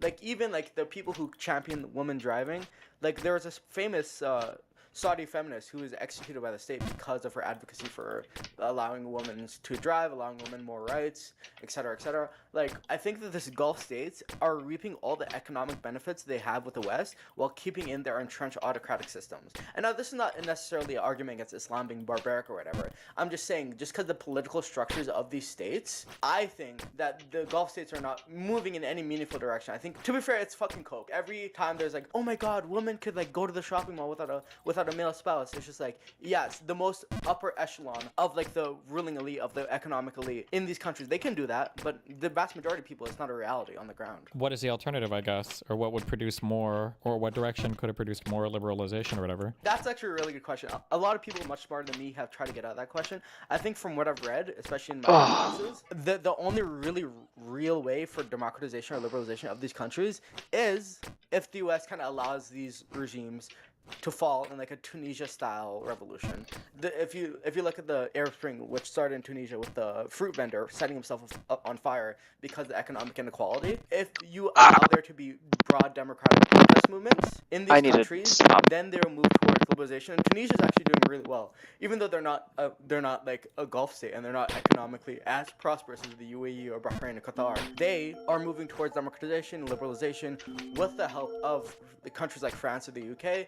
And they're doing so, and like they actually have some substantial like social change on the ground, like women's rights. We're fucked. Isn't that a little bit of like a meme though? I thought that I used to say this to some dude emailed me that for the most part. Like the Arab Spring was good in Tunisia, and that was literally the only place. And then in every other place, it didn't really result in any lasting democratic change. This is true, which is why I said it should be like a Tunisia style. And there's me just saying it should be a Tunisia style. There's obviously going to be more than that. But the material conditions of on the ground in Tunisia kind of affected kind of the way Tunisian politics developed into a more democratic lens. So like if it is possible to replicate that in Saudi Arabia, one thing is that the United States needs to stop kind of upholding these regimes, like these autocratic, like authoritarian, Islamist, hyper-Salafist regimes, which lead to political and social stagnation in the political development. Because like if we're both liberals, Destiny, I think we both kind of agree with like liberalism and liberal democracy is kind of the end goal of human forms of governance. Would you agree or disagree with that? I mean, I would want to agree with that, but that's pretty Western-centric, right? That my form of government is definitely the best form of government, and everybody else is wrong. But I guess, I mean, it's the form of government I like, but it's also have you seen other like any other like forms of government that are nearly as good as like kind of like keeping a prosperous economy and keeping social change stable and moving towards a positive direction other than liberal democracy? There's no better system. Well, I mean, it depends on what you mean by positive direction, right? Because you would also have people that could easily counter that and say, well, right now the United States has started a war and our freedom of speech and everything is leading our government to fall apart and we're heading in an authoritarian direction, so... That is fair, but I think Donald Trump is kind of like a strange figure because he's kind of like an exception to the rule. I mean, I hope so. Right now I would say that, but it could be that we could continue in this direction and he's not an exception. This is just the inevitable path that we're headed on. Why am I not putting more gusto into that job? What do you think is like the downsides of the argument I'm making for the kind of letting these regimes fall in the Middle East, especially the Gulf? Well, I mean, the obvious downside would be that when they fall, it turns into a catastrophic failed state where an even more authoritarian leader takes over, and then it becomes like a militant nation that's like starting wars or fighting with countries surrounding it, no? Yeah, no, but I think something I would push back on that point is that the Middle East, especially the Gulf states, there's a difference between the Levant and the Gulf states. I think there is like a Samuel Huntington-esque idea to be propagated in the sense that the Levantine states are much more ethnically, religiously diverse than the Gulf states, who are most of the time they're just Sunni Arab, like even like the small like changes in ethnicity between like the Bedouins and the Hijazis and the Khalijis. I think I pretty strongly believe that because of the diversity in countries such as Syria, Palestine, Lebanon, it's like a recipe for disaster because there's like a long-standing kind of division between these ethnicities. But in the Gulf states, there isn't as much as a problem. The only example I could think of is in Saudi Arabia, where in the West, in the Holy Land, in Mecca, Medina, Jeddah, there's a lot of Sunni Arabs, and that continues until you reach the coast where most of the oil is situated. There's a lot of Shiite people, but I do think broadly in the Gulf, there is not as much room for there to be like as a catastrophic civil war as we saw in Iraq or Syria. Okay. I have no basis by which to evaluate that claim. I mean, if that's true, if the low amount of diversity leads to less inter-country conflict or whatever, then I mean, I would agree with you, but I can't even, I don't know how to evaluate those claims. I can't say for sure. That's fair, but like that, I just wanted to add that. So in case if you have a conversation later, you can have this perspective. Hey, but thank you so much. Okay. Love you, chat. Love you, Destiny. Love you, Wooten. Much love. Bye-bye. Bye. Denham's lawsuit update. So yes. Ethan Klein sued me for reacting to his video, the content nuke. This has still been ongoing, obviously. Can we get a Kelshi on this? Ongoing genocide. As I told you guys, a Kelshi? Yeah, like I wanted to be like the CDO. I want to bet on the result of this lawsuit and then sell that asset. Because I'm telling you, there is no way this motherfucker loses. Uh-oh. Denham's is because cooked. I am very thankful that anyone and everyone donated. I would try and give updates as soon as I could, whenever I could. And okay, hang on.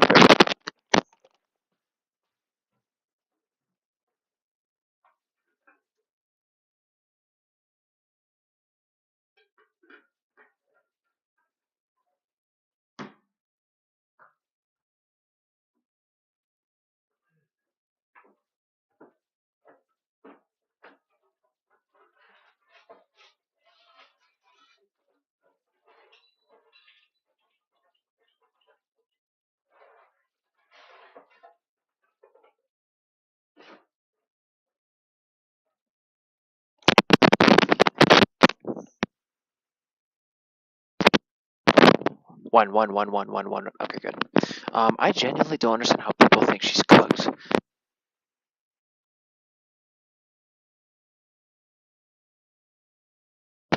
fine. And Maybe she loses the lawsuit. And she made 50K. Holy shit. yesterday there was a very, very big update.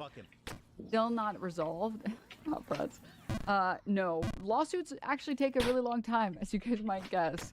And previously, the most recent update I had given you guys was that the court date would be not until October. The trial date or whatever wouldn't be until October. So there was still going to be a lot of time. But there was a huge development, and we were able to move forward on a, let me pull this up, a motion for judgment on the pleadings, which is basically just getting the judge to look at the original motion and saying, hey, you should be able to rule on this just based off of the pleadings. And obviously... Is this like a motion for summary judgment? Like a motion, but before discovery? Or, well, no, they've already done discovery, right? What does that mean, motion to dismiss based on the pleadings? Is that referring to a particular type of MSJ, or based on the pleadings? Court listener, bro, I'm not going to go through all these fucking... There's no chance, whatever it is. Is it just a 12B6? So a motion to dismiss would be in the pleading stage. Okay. As you guys know, I am arguing fair use. And like I said, I want to give you guys more updates when they come, but mostly in the lawsuits and in lawsuits, there's a lot of nothing that happens, and then stuff happens. So I have been really excited to share this piece with you guys. And it just got filed yesterday. If anyone wants to read it, I highly recommend going ahead and reading it. It's Denham's the last person who's suing for copyright. I think, doesn't he still have a lawsuit against Frogan open? Mm-hmm. Yeah, Frogan and Denham's. But yes, here it is. It was filed, yesterday. Can you put it in Discord? Yeah, I'll Dude, how the fuck is Frogan chilling? Yes, really cool. If you scroll all the way to the bottom, it'll pull up the motion for judgment on the pleadings. And basically, again, just arguing how my work is fair use and how we will be winning this lawsuit. No shot. And I will be using every single penny, every dollar, every single bit of support from this GoFundMe directly to the legal fees. And we are still fighting, and we are still winning. And I wanted to show you guys specifically one thing that made me really happy that I have wanted to talk about for a while, specifically on page 17, which is this image here. 1617. Image breaking down my reaction to the content nuke. And it shows here timeline of uninterrupted playback versus commentary pauses. So time of uninterrupted playback versus commentary pauses, reaction to the content nuke, and then each blue segment represents a commentary pause by Denham's. Gaps represent uninterrupted playback. This is basically arguing that, like, I could put on the newest Avengers, and as long as I am pausing through it, right? It's pure retardation. There's just, it's worse than that, Mr. Moon. Because she went out and said, boy, do I fucking hate Marvel. Do not go and see this new Marvel movie. Instead, come and watch it here. Yeah, true. Do not, and if you have some money, throw it fucking my way, okay? Do not give any money to fucking Marvel. Give it to me. We're going to watch it here together. It's going to be great.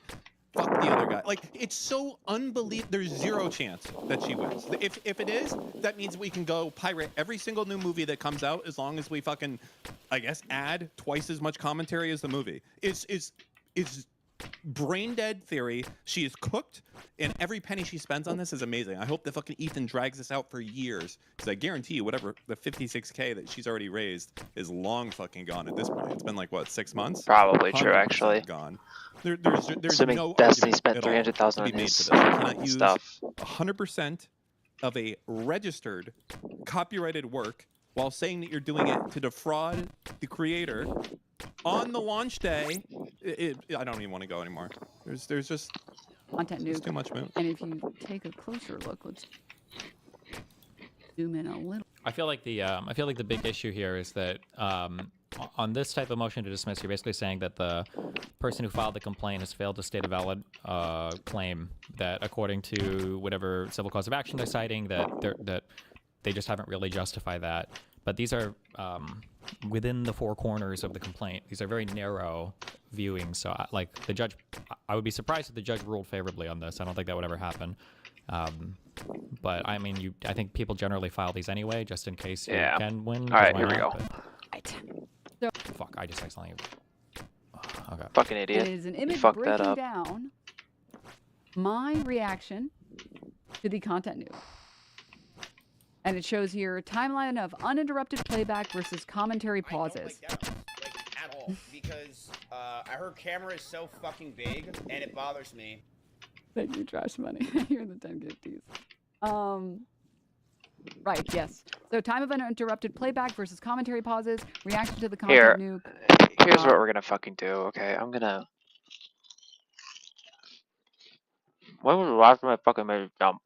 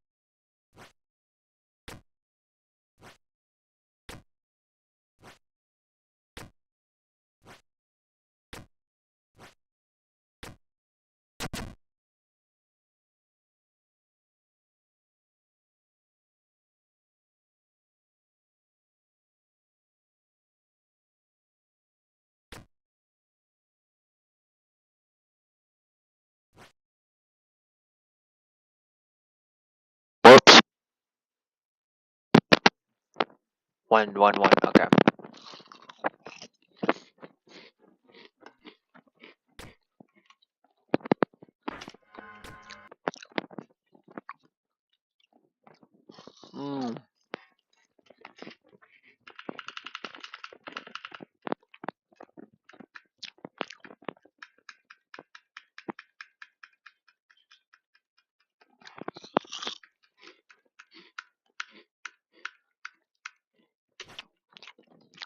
Is that a full send?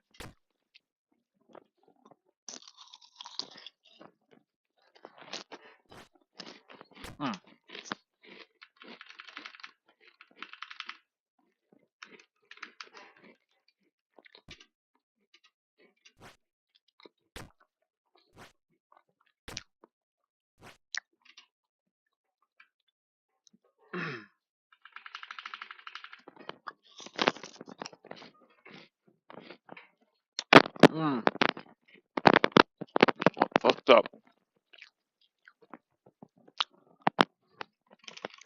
Oh shit. Damn it.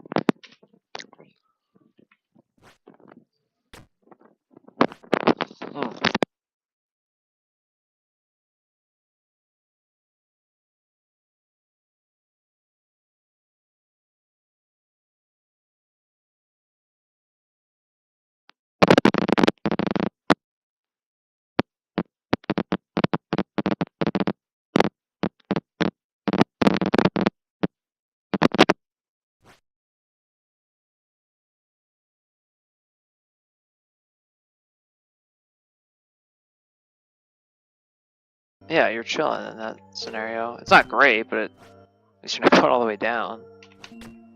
So...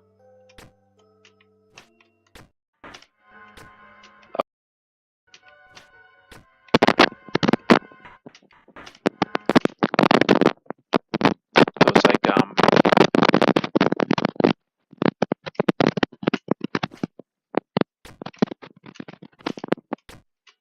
whatever.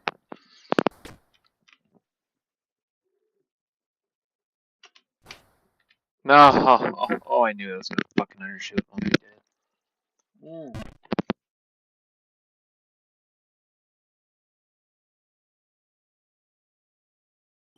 And then each you're the 10 gifties.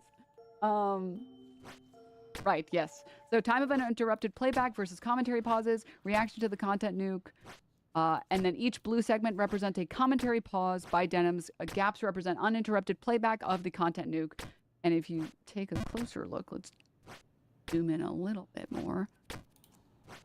You can see all of the blue lines are me talking and reacting and pausing, and all of the gray/white is the original video, and the orange line in the middle shows when the end of the content nuke if it was played without interruption. And you can see my reaction time is more than double. So, Denim's can you play the video already, OMG? Yeah. And I've been so excited that that bitch is a barcode. You got that right, bro. Literally facts. Yep. Mm-hmm. Let's see that graph for XQC's reaction. It's not good. But That doesn't matter. They can see whatever the fuck they I was excited to show you guys this. So anytime you guys see some imbecile that's like, sitting there breastily isn't reacting, you can show document, you can show, or this screenshot, you can show this little image because it is a great visualization. I just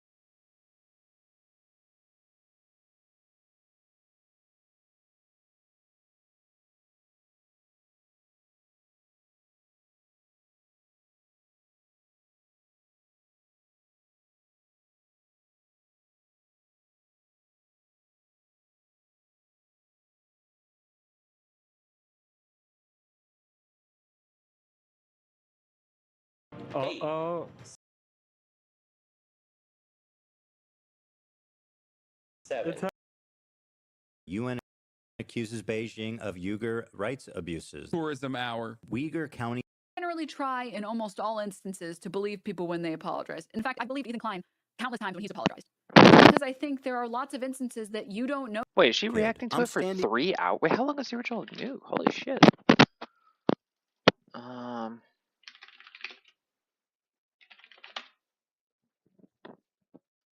Oh, 142. Okay, so she doubled it, I guess. Yeah, a little more. Wait, 100 minutes. This is 240. Yeah, a little more than double. Okay, cool. Of course, the leftovers pod. For just 2 fucking. He literally calls himself a socialist. Let's just start there. Like, let's just start there. Okay, for just 2 fucking seconds. Oh my god, dude. A left-leaning Democrat. Now you're just being disingenuous. Come on. Where's a little more? Where's a little more? That Oh, she did react there. If you're in a social, I suppose it depends on what the legal definition, but I guess if you want to say it from like a moral perspective, she probably did react fine to it. Oh my god. Second of all, why is this giving high school video projects? Why is this giving like? Okay. Call it a not. part of Russian territory, bitch. Oh, 1 second.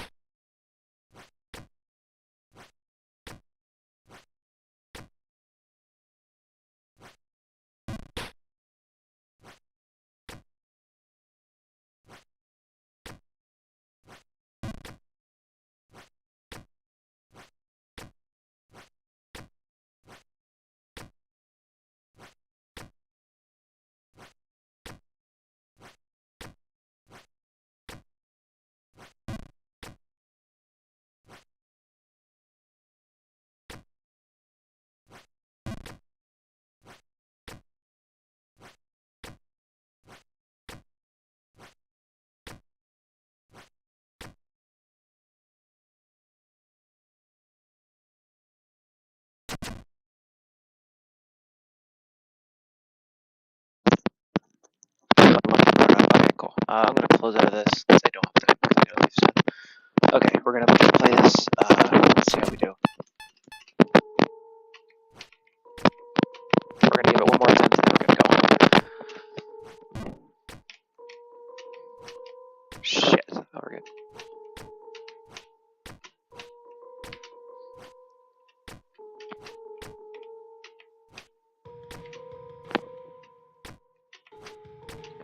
Yeah, let's see how far we can get. If I get a call from my P-Pops, then that means I gotta go, so I'm gonna head out, but that's alright. Let's go. Let's go. Yeah, for sure the hardest part is those 2 jumps, though. Mostly because I just haven't figured it out. I don't really understand the timing that well. I only did it like once.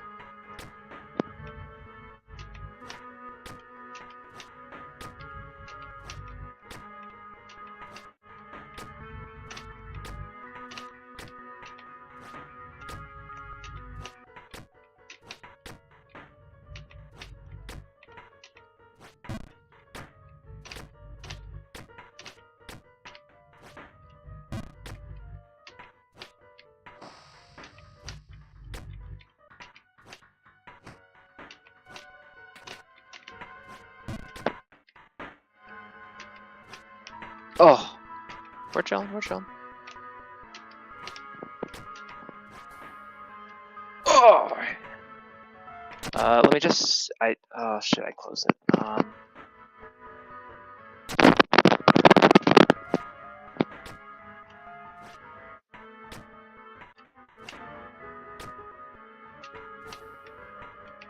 What? That is crazy. That undershot? Alright, whatever. I think I gotta go soon. I'll just make it back to the top and then we'll head out. That's so fucking lame.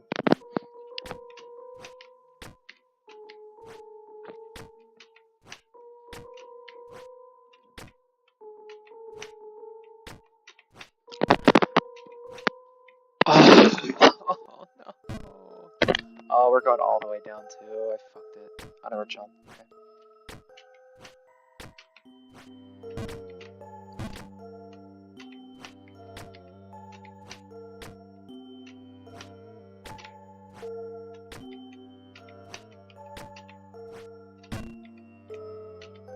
That's good.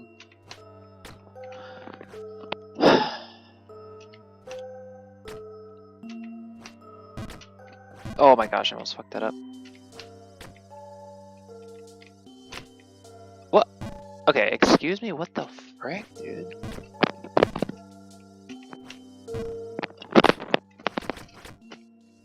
Alright, I'll close out of it in like 8 seconds if I can. This will be the final attempt, I think. Yeah.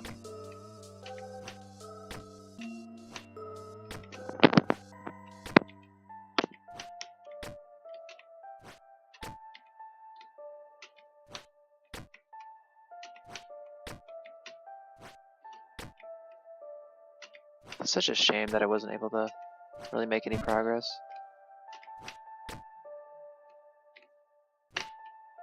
Oh, okay.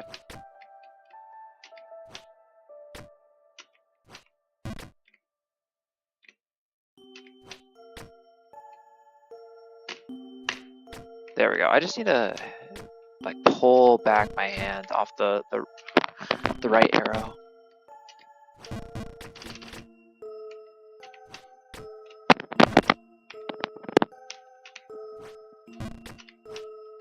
Alright, I think I can still get there in like maybe a minute. If I can't, then I can't, but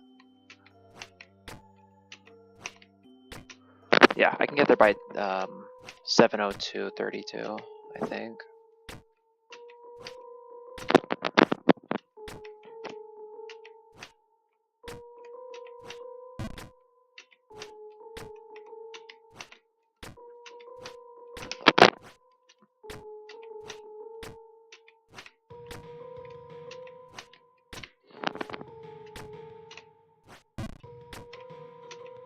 I could play a little more later. I think I might, just so I can understand how to do it, honestly, like, so that I can come back and be a little more locked in.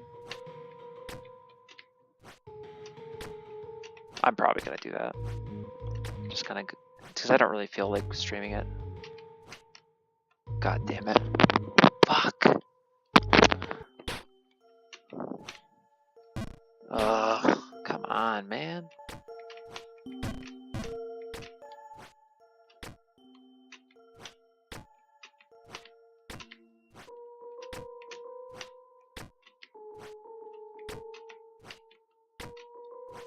Alright, one more time. Here we go.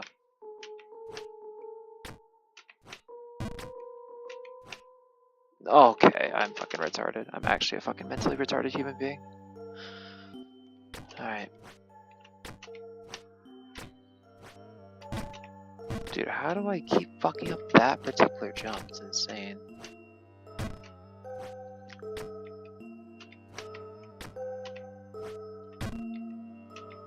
Oh, you fucker.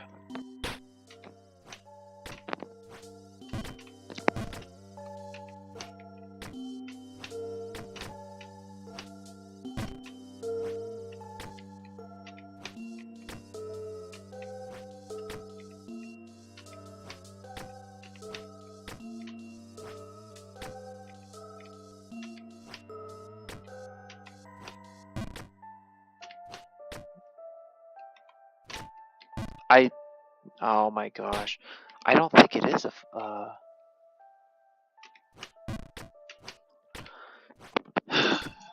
Whatever.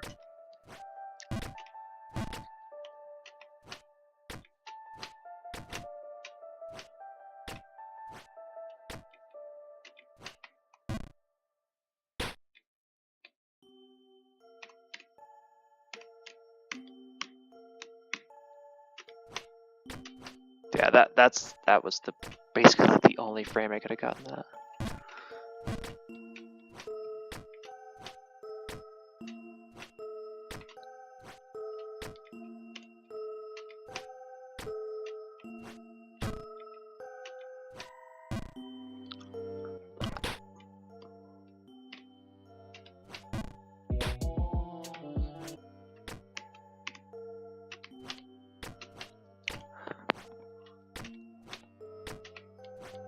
I wish there was a better way to do that jump, but.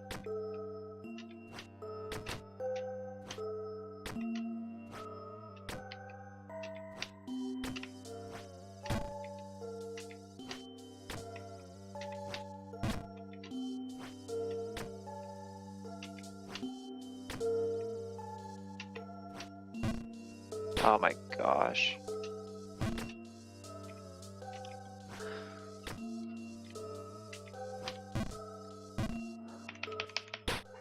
Alright. Not sure what's going on, so I'll just keep playing, but fuck, dude. I really would at least like to have an attempt like at the upper part.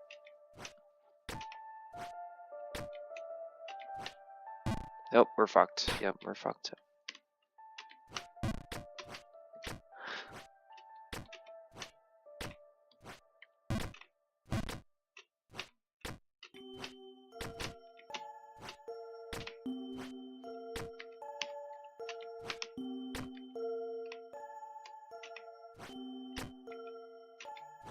Oh fuck, yeah, he's here. Okay, great. Alright, well, I'll just end it here.